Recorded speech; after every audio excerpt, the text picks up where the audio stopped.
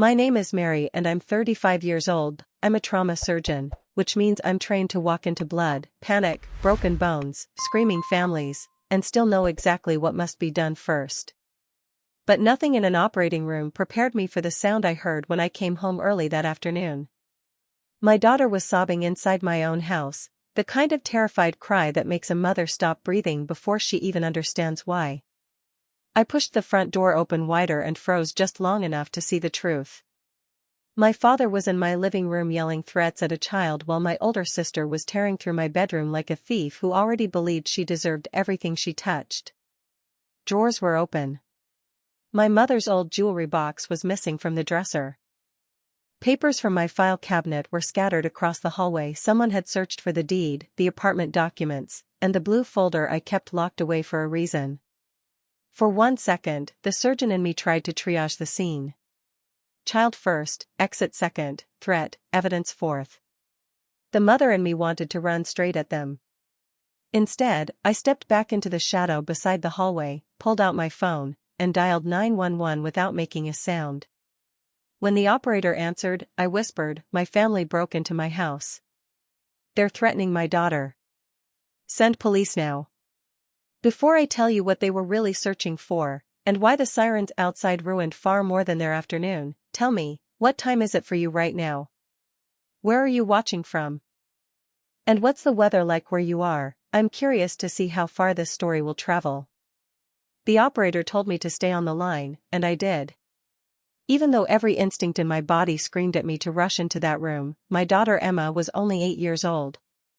She was brave in the way children try to be brave when adults terrify them, silent, stiff, trying not to make things worse. My father, Charles, stood over her with one hand braced on the wall, blocking the hallway as if my home belonged to him. My older sister Rachel was in my bedroom dumping dresser drawers onto the floor and muttering curses under her breath. I heard the wooden scrape of my nightstand hitting the wall, then the sharp crack of something fragile breaking. "Tell me where your mother keeps the blue folder," Charles snapped. "Don't act stupid. You've seen it." Emma cried harder. "I don't know." "She's lying," Rachel called from my room. "Mary always hides things. Jewelry, contracts, bank papers. She thinks she's better than us just because she married that loser." My hand tightened around the phone. They weren't just talking about my property, they were talking about my husband, David. For 10 years, my family had treated David like a stain on their reputation. To them, he was just a janitor, a man who mopped floors and emptied trash bins while I repaired heart valves and trauma wounds. They couldn't understand why a high-earning surgeon would stay with a man who came home smelling of industrial disinfectant. But they didn't know David. They didn't know the man who held me after a 20-hour shift or the man who had built Emma's bookshelf with his own hands. In the operating room, panic kills people faster than injury. I forced myself to breathe slowly. I checked Charles's hands. No weapon. I checked Emma's distance from him. Too close. I checked Rachel's bag on my bed, heavy, open. My mother's pearl necklace was already inside it.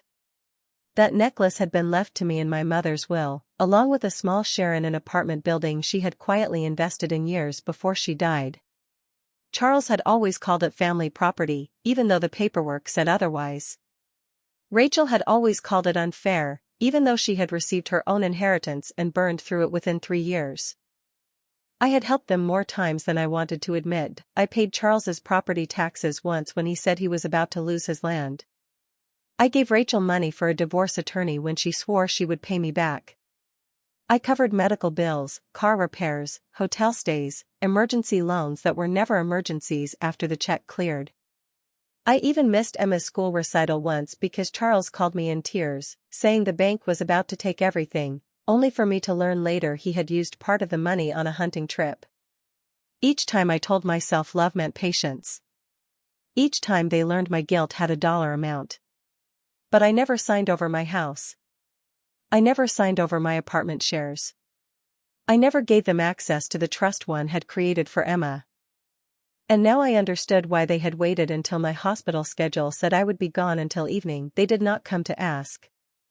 They came to corner my child, steal what they could, and force me to surrender the rest.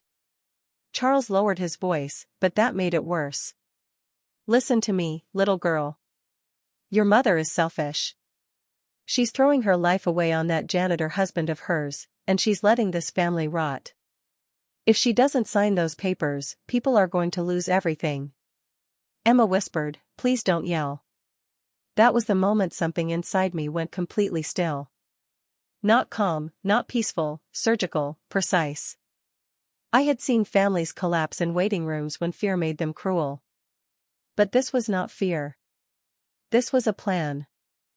Rachel came out of my bedroom holding a stack of documents. Found copies of the apartment agreement, but not the transfer certificate. She must have moved it. Probably gave it to that janitor to hide in a locker somewhere. Charles cursed. Then we make her sign new ones. Rachel laughed, bitter and breathless. You think she'll sign after this? She will if she wants her daughter to stop being scared, Charles replied. The operator's voice came quietly through my phone. Officers are on the way. Are you safe? I whispered, not yet. Then I lifted the phone just enough to keep recording and stepped closer to the living room entrance. I could see the whole room now, my daughter trapped beside the bookshelf, my father pacing like a man rehearsing a threat, my sister holding papers that represented years of my work. For the first time, I did not ask myself how they could do this to me. I asked myself what kind of mother I would be if I let them do it to Emma, too. When I stepped into the living room, Emma saw me first. Her face changed so fast it nearly broke me. Hope, shame, fear, relief, all of it flashed across her eyes before she tried to stand. Charles spun around. Mary, he barked, as if I was the intruder. Rachel appeared behind him with my mother's necklace in one hand and my property folder in the other. For 1 second, nobody moved. Then I said, Emma, come to me. Charles shifted like he wanted to block her, and I raised my phone. Don't. He looked at the phone, then at my face. Are you recording us? Yes. Rachel's expression twisted. You psycho. You're recording your own family? No, I said, I'm recording 2 adults who broke into my house, stole jewelry, threatened my daughter, and searched for legal documents they had no right to touch. Charles took 1 step toward me. Careful how you talk to your father. That sentence might have worked on me 10 years earlier, maybe even 5. Back then, I still believed respect meant obedience. I still believed helping family meant bleeding quietly so they could call it love. But when I saw Emma hiding behind my leg, shaking so hard her fingers dug into my scrubs, every old rule died. You are not in charge here, I said. This is my house. Those are my documents. That is my child. Rachel threw the folder onto the coffee table. Paper slid across the glass. Your house. Your documents. Your child. That's always the problem with you. Everything is yours while we struggle. And you share it with a man who scrubs toilets for a living? It's an insult to Mom's memory. I worked for everything I have, I countered. And David works harder than both of you combined. Charles laughed, but his face had gone pale around the mouth. You think being a doctor makes you untouchable? We made sacrifices for you. You made loans out of my guilt, I said. And I paid them until I finally learned the difference between helping and being hunted. Rachel's eyes flickered, she had not expected that. Neither had Charles. For years, I had answered their insults with explanations. I had defended my schedule, defended my savings, defended why David chose a job that allowed him to be home for Emma every afternoon while I was in surgery. But that day, standing between my daughter and the people who had taught me to fear disappointing them, I felt no need to explain my life. I looked at the folder on the table and saw exactly what they had found: apartment records, insurance papers, old tax copies, and a blank transfer form I had kept only because my attorney had told me never to throw away anything connected to the estate. But something else was missing. My spare key. The one that had been hidden in the kitchen drawer was gone. How did you get in? I asked. Charles crossed his arms. Don't start. How did you get into my locked house? Rachel's lips pressed together. I looked at her bag. You took my spare key when you came over for Emma's birthday. She snapped, that's not the point. It is now. Charles slammed his hand on the coffee table so hard Emma flinched. My arm went around her immediately. Sign the papers, he growled. Rachel's lender needs collateral, and my land is already tied up. If you transfer your apartment share temporarily, we can fix everything. Temporarily, I repeated. Is that what you call forging my name? His eyes narrowed. Rachel said too quickly, nobody forged anything. I turned my phone so they could see the active call timer. Police are coming. For the first time, silence hit the room. Outside, faint but growing, sirens began to cut through the air. Charles's face changed from rage to calculation. Mary, listen to me.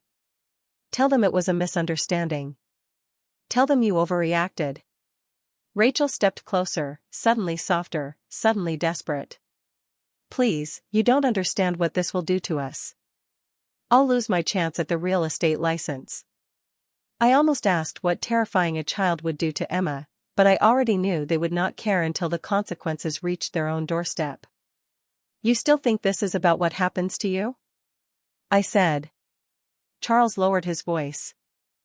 You are making a mistake you can't undo. Family is all you have when the money runs out. I looked at my daughter, then at my sister's bag, then at my father standing in the center of the home I had built after years of double shifts and grief. I thought about David, who would be home in an hour, likely carrying a drawing Emma made at school, oblivious to the fact that his janitor status was being used as a justification for a home invasion. No, I said. For once, I'm going to tell the truth. The siren stopped so close that the windows trembled. Blue and red lights began to pulse against the living room walls. Charles moved first, not toward the door, but toward me. He reached for my wrist, his fingers digging in with a strength that betrayed his age. Hang up that phone, Mary. Now. I didn't flinch. I didn't pull away. I just looked him in the eye as the front door opened. 2 officers entered with the kind of calm authority that makes guilty people suddenly remember manners. Police, one of them called. Everyone stay where you are. Charles released my wrist like it had burned him. Rachel shoved my mother's necklace deeper into her bag, but one officer saw it. I saw him see it. That tiny movement became the first crack in their performance. Officers, Charles said, lifting both hands in a wounded fatherly gesture. This is a family disagreement. My daughter is tired from work. She's emotional. She's been under a lot of stress lately, haven't you, Mary? I almost laughed. Emotional? That was always the word men like him used when a woman stopped obeying. Officer Williams looked at me. Ma'am, are you the caller? Yes. My name is Mary Harris. This is my home. My father and sister entered without permission using a stolen key, searched my bedroom, stole my mother's jewelry, threatened my daughter, and tried to pressure me into signing property documents. Rachel exploded. That is a lie. We were just looking for the documents Mom wanted us to have. Emma pressed her face into my side. I kept one hand on her shoulder and held out my phone with the other. The 911 call is still connected. I also recorded the last several minutes of their demands. Charles's eyes turned cold, a look I had seen my entire childhood whenever I dared to have an opinion of my own. Mary, one word, a warning. Think about what you're doing. Officer Williams stepped between us, his hand resting near his belt. Sir, do not speak to her right now. Step back.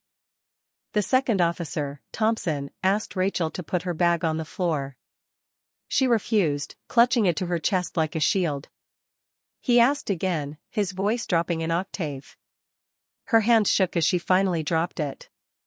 When he opened it, the living room went silent in a way I will never forget. There it was, my life, dismantled.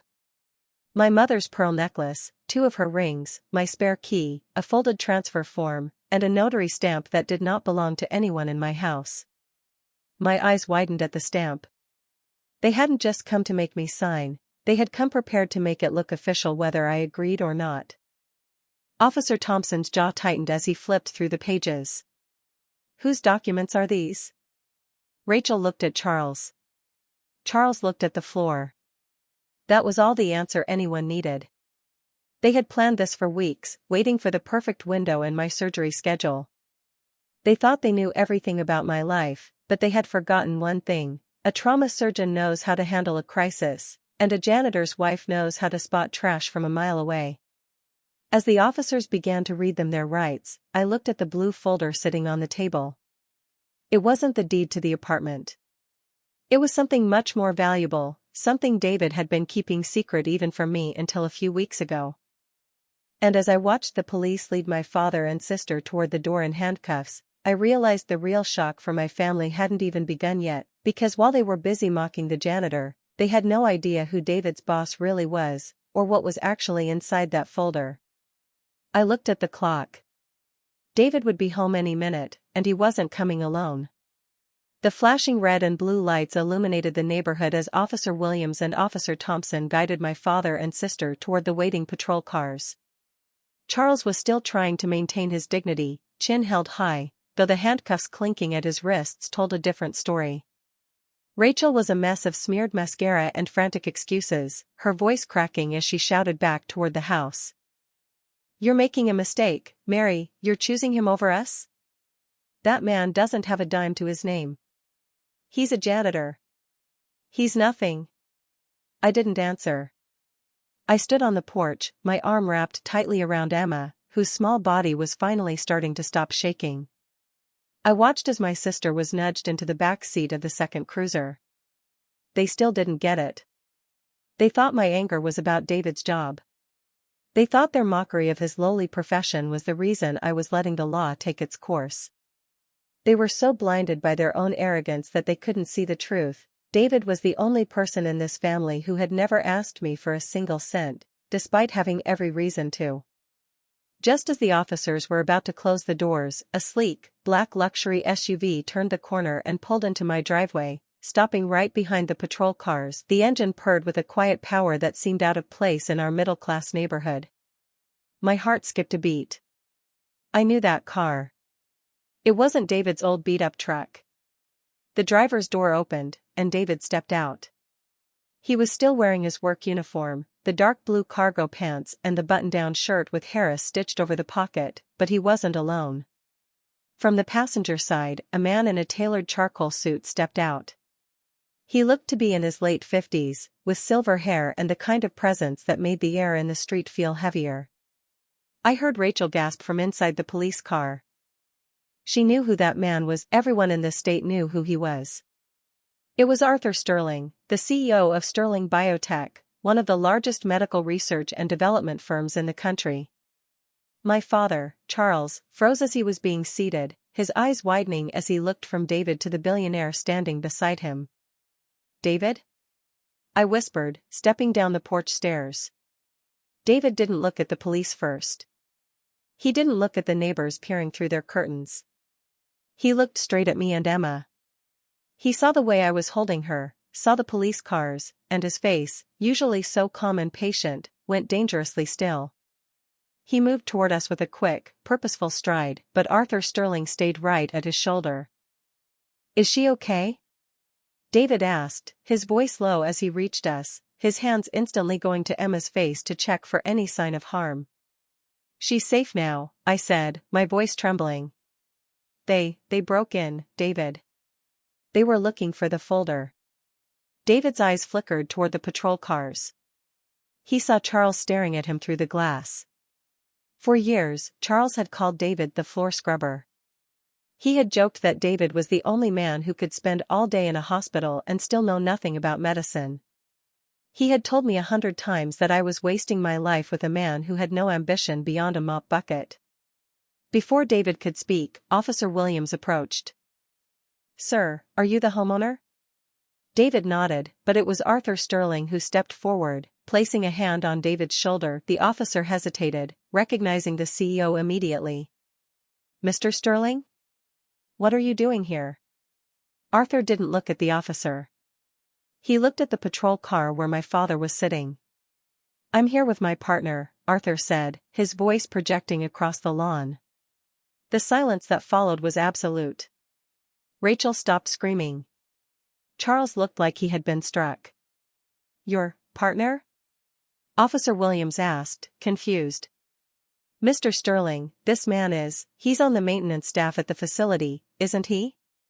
Arthur Sterling let out a short, dry laugh. "Is that what he told you?" "David is the lead systems architect and the primary patent holder for the Sterling Harris neurointerface. He's the reason my company is worth $4 billion.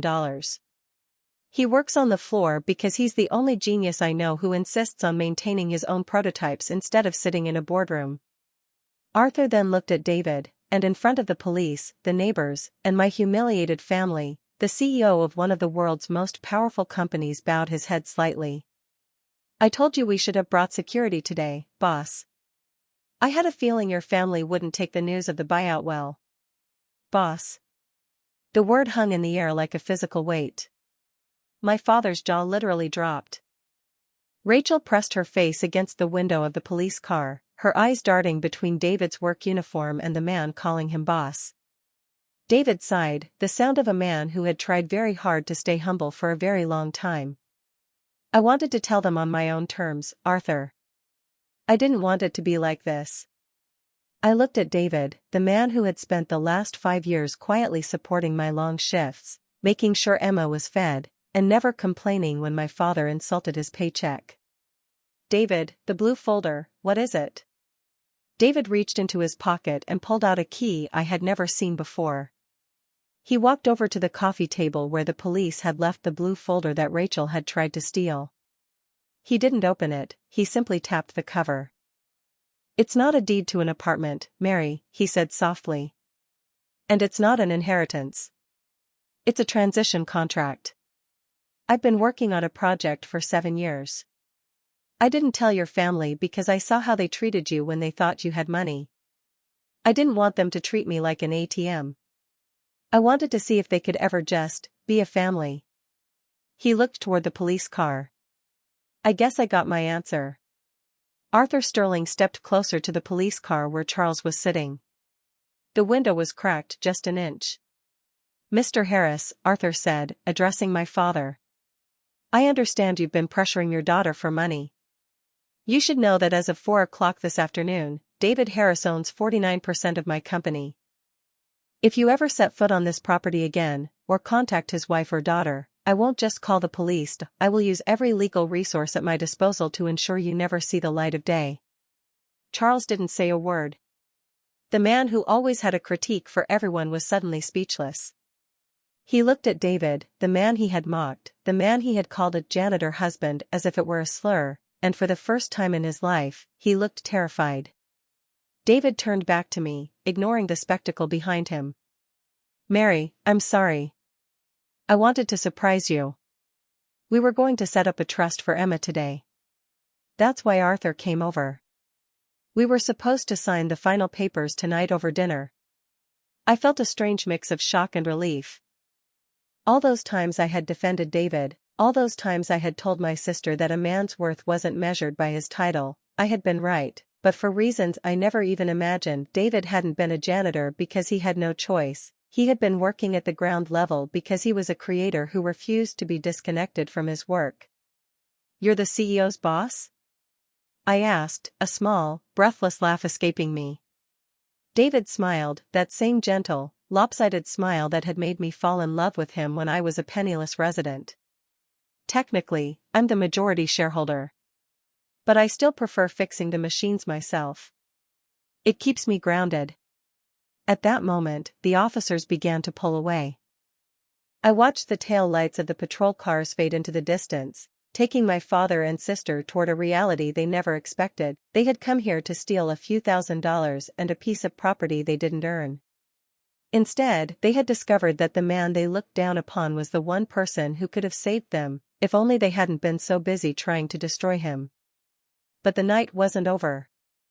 As Arthur Sterling began to discuss the legal fallout with the remaining officers, David led me and Emma back inside. He picked up the blue folder, but he didn't put it away. He sat us down at the kitchen table. "There's something else in here, Mary," he said, his voice turning serious. "Something your father and Rachel were actually looking for, even if they didn't know it. They weren't just guessing about the money someone told them." My blood ran cold. "What do you mean?" David opened the folder and pulled out a series of bank statements and printed emails. They weren't his. They were from a private account in my name, an account I hadn't opened. "Your sister didn't just steal a key, Mary," David explained, sliding the papers toward me. "She's been using your medical credentials and your social security number for months. She wasn't just looking for a deed today. She was looking for the passwords to the accounts she created in your name to hide the money she was embezzling from her own employer." I stared at the documents. The betrayal went so much deeper than a break-in. Rachel hadn't just been greedy, she had been setting me up to take the fall for her own crimes. The janitor they mocked wasn't just a secret millionaire, he was the only one who had been quietly investigating my own family to protect me from the trap they were building. "I've been tracking this for weeks," David said, his hand covering mine. "That's why I was with Arthur today. We weren't just signing a buyout. We were finalizing the evidence to hand over to the district attorney." I looked at the man I thought I knew everything about, realizing that while I was busy saving lives in the trauma unit, he had been fighting a silent war to save mine. The janitor was the smartest man in the room, and my family had just made the biggest mistake of their lives by picking a fight with him. But as I looked at the files, I realized one thing was still missing. "David," I whispered. "If Rachel was doing this, who was helping her? She's not smart enough to forge these medical codes." David's expression darkened. "That's the part you're not going to like, Mary. It wasn't just your father and sister. There's someone else involved. Someone at the hospital." The room felt like it was spinning. This wasn't just about a family feud anymore. It was a conspiracy that threatened my career, my home, and my daughter. And the only person standing between us and total ruin was the man the world saw as just a janitor. I looked at the clock. It was nearly midnight, and the real battle was only just beginning. David looked at me, his eyes no longer reflecting the humble, tired man who came home with bleach-stained clothes every night. "The hospital's administrator, Dr. Eris Thorne. He's been helping Rachel process these fraudulent claims. They've been using your surgical ID to sign off on phantom procedures, Mary. They weren't just stealing money from the estate, they were building a paper trail that would lead the authorities straight to your operating room if things ever went south." I gripped the edge of the kitchen table so hard my knuckles turned white. My own sister and my own father were willing to end my career, the one thing I had bled and sacrificed for, just to cover their own greed. And they had a partner inside the very walls where I saved lives. "How do you know all this, David? How do you have access to Thorne's private communications?" David stood up, his posture shifting. He looked taller, more commanding, like a soldier who had finally been given the order to drop his disguise. "I don't just clean the floors at that hospital, Mary. I own the company that provides the facility's infrastructure, the logistics, and yes, the maintenance. But that's just the surface. Sterling Health Group, the company Arthur runs? It's a subsidiary. I'm the majority shareholder of the parent company." The silence in the room was heavy. I looked at the man I had been married to for 10 years. I thought of every time Rachel had called him the help or the floor scrubber. I thought of the times my father had refused to sit at the same table as him because David's hands smelled like industrial soap. David had let them do it. He had taken every insult, every condescending remark, every emergency where he was treated like a servant, and he had never blinked. "Why?" I whispered. "Why would you let them treat you like that? Why keep this from me?" "Because when we met, Mary, everyone wanted something from me," David said softly, stepping closer. "I wanted to know someone loved me for who I was, not for what I owned. And you did. You loved the man who swept the hallways. But as your family started getting more aggressive, I realized that my secret wasn't just a personal choice anymore, it was a tactical disadvantage. I started the janitorial work at your hospital specifically because I heard rumors of embezzlement within the administration. I wanted to see the rot for myself, from the ground up. I didn't know your family was the source of the infection until Rachel started showing up at Thorne's office after hours. I felt a surge of pride mixed with an overwhelming sense of irony. My family had spent years mocking a billionaire for being a janitor, while they were the ones who were truly impoverished, spiritually, morally, and soon, financially. We have to go to the hospital, David said. Now. Rachel and my father are already there. They think they can destroy the evidence in Thorne's office tonight while the police are busy processing the break-in at our house. They think they've won because they have the insider on their side. We didn't wait. We called my neighbor to stay with Emma, who was finally sleeping, and we drove through the quiet streets toward the hospital. As we pulled into the parking lot, I saw my father's beat-up truck and Rachel's car parked in the reserved slots near the administration wing. They were bold, or maybe just desperate. Inside, the hospital was quiet, bathed in the dim blue glow of the night shift lights. We headed straight for the executive offices on the top floor.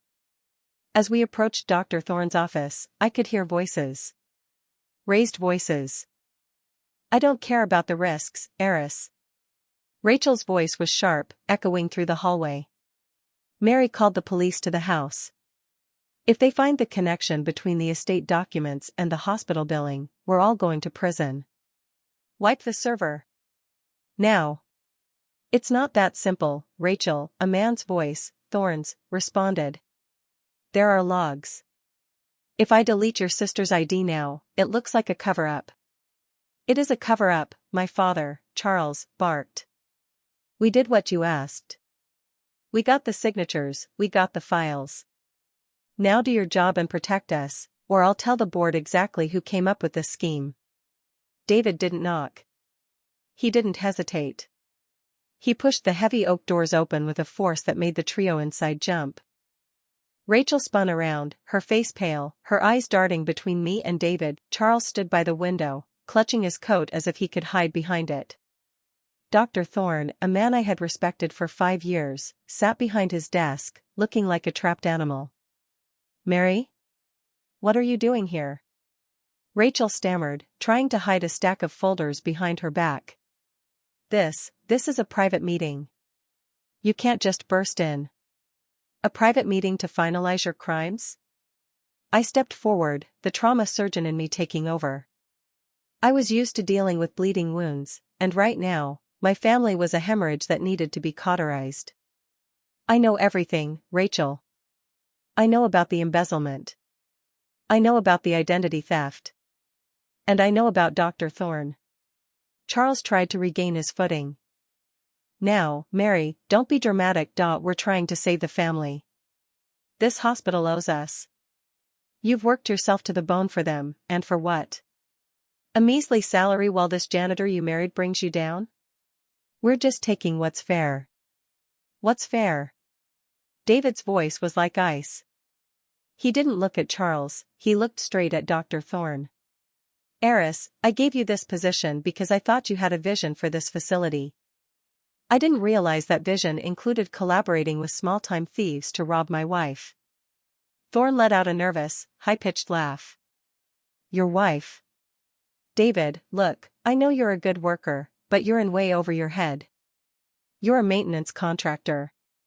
You don't get a say in how this hospital is run. Call security, Eris. Get this man out of my office. Rachel smirked, regaining her confidence. Yeah, David. Go get your mop. The adults are talking. That was the moment the door opened again. Arthur Sterling, the CEO who had been at our house earlier, stepped in, followed by 2 men in dark suits carrying laptops. Arthur didn't look at me. He didn't look at Rachel. He walked straight to David and bowed his head slightly. The servers are secured, boss, Arthur said, his voice echoing in the small office. We've intercepted the remote deletion command. We have the logs of every transaction Dr. Thorne and Rachel Harris processed over the last 6 months. The forensic team is ready to hand everything over to the DA. The silence that followed was deafening. Rachel's smirk didn't just fade, it disintegrated. She looked at Arthur, then at David, then back to the CEO. Boss? What do you mean, boss? Arthur, this is David. He's the janitor. He cleans the toilets. Arthur Sterling turned to her, his expression one of pure pity. David Harris is the chairman of the board of Sterling Health. He is my employer. He is the man who owns the ground you're standing on. And as of 5 minutes ago, he is the man who has authorized your immediate arrest for corporate fraud. My father collapsed into a chair, his face turning a sickly shade of gray. Rachel dropped the folders. Papers scattered across the floor, the same papers David had been tracking for weeks. No, Rachel whispered, looking at David as if she were seeing a ghost. No, you're lying. You're just a nobody. You have to be a nobody. If you're him, then you've spent the last 10 years mocking the one person who could have actually helped you, David said, stepping toward her. You weren't looking for a hand up, Rachel. You were looking for a victim. You chose your own sister. You chose Mary. Dr. Thorne tried to stand, his hands shaking. David, sir, please. I was pressured. Charles, he threatened to expose my personal debts. I didn't want to do it. Save it for the board hearing, Eris, David said. And the police. They're downstairs. I watched as the men in suits began to lead Thorne out. Rachel was hysterical now, screaming at me, calling me a traitor, telling me that I was the one who had destroyed the family. My father just sat there, staring at his hands, finally realizing that the janitor he had looked down on was the only reason he hadn't gone bankrupt years ago. Mary, please. Rachel grabbed my arm as the officers, who had just arrived, moved toward her. Tell them we're family. You can't let them take me. Think of what people will say. A surgeon whose sister is a convict? I looked at her, really looked at her. I saw the greed, the lack of remorse, and the decades of entitlement that had led to this moment. I am thinking of what people will say, Rachel. They'll say that Dr. Mary Harris finally stopped her family from bleeding her dry. They'll say I chose my daughter and my husband over a group of people who only saw me as an ATM. As they were led away in handcuffs, the hallway filled with the sound of Rachel's protests. It was the same sound I had heard my whole life, the sound of her blaming everyone else for the hole she dug for herself. But as the dust settled in the office, I turned to David. The man I loved. The janitor who had been my silent protector. You really own this place? David smiled, a tired, genuine smile. I own the building, Mary. But you're the one who makes it a hospital. I'm just the guy who makes sure the lights stay on so you can do what you do best. You have a lot to explain, I said, a small laugh escaping my throat despite the chaos. The fake budget? The overtime you said you were working? I was working overtime, he said, taking my hand. Just not with a broom. I've been building a case to make sure they could never hurt you again. I wanted to wait until the right moment to tell you, but when they broke into the house, when they scared Emma, the game was over. We walked out of the administration wing together. As we passed the nurses' station, I saw the staff staring. They had seen the CEO. They had seen the janitor walking out with the hospital's top trauma surgeon. The whispers were already starting. But I didn't care. For the first time in 35 years, the weight of my father's expectations and my sister's jealousy was gone. I was no longer the lucky one who had to pay for everyone else's mistakes. I was Mary Harris, a surgeon, a mother, and the wife of a man who was far more than he appeared. But as we reached the parking lot, David's phone buzzed. He looked at the screen, and his expression darkened. What is it? I asked, my heart skipping a beat. It's Arthur, David said, looking back at the hospital. He just checked the secondary server. Thorne wasn't the only one Rachel was talking to. There's a third party involved. Someone who wasn't in that office tonight. Someone who has access to our home security codes. I felt a chill that had nothing to do with the night air. Who? David looked at me, and for the first time tonight, he looked truly worried. We need to get back to Emma. Now. The drive back was a blur of speed and silence. My mind was racing. If it wasn't my father or Rachel, who else knew our secrets? Who else had been watching us from the shadows while we fought the monsters we already knew? The battle for my family's safety wasn't over, it had just moved to a much more dangerous stage. And the person behind the final curtain was someone I never would have suspected in a million years. We pulled into the driveway, the tire screaming against the asphalt. David didn't look like a janitor anymore, he looked like a man about to dismantle anyone who dared to touch his world. As we burst through the door, I saw a figure in the kitchen. It wasn't a stranger. It was Mr. Sterling, my father's oldest friend and the notary who had verified the forged documents. He had been the one watching us, the insider who knew my schedule and our security codes. He didn't even have time to move. David had him pinned against the wall before I could even shout for Emma. "She's safe," David growled, his voice cold and commanding. My security team intercepted him the moment he stepped onto the porch. I ran upstairs to Emma's room and found her sleeping, guarded by two men in suits I had never seen before. They were David's private security. The overtime he had been working wasn't just about business, it was about building a fortress around us. The next morning, the janitor didn't go to work with a broom. He went to the courthouse in a suit that cost more than my father's entire house. When Charles and Rachel saw him, they started to mock him, but the laughter died the moment the judge addressed him as Mr. David Harris, chairman of the Harris Medical Group. The look on my father's face when he realized the man he had called trash for 10 years actually owned the hospital where I worked was a silence more satisfying than any shout.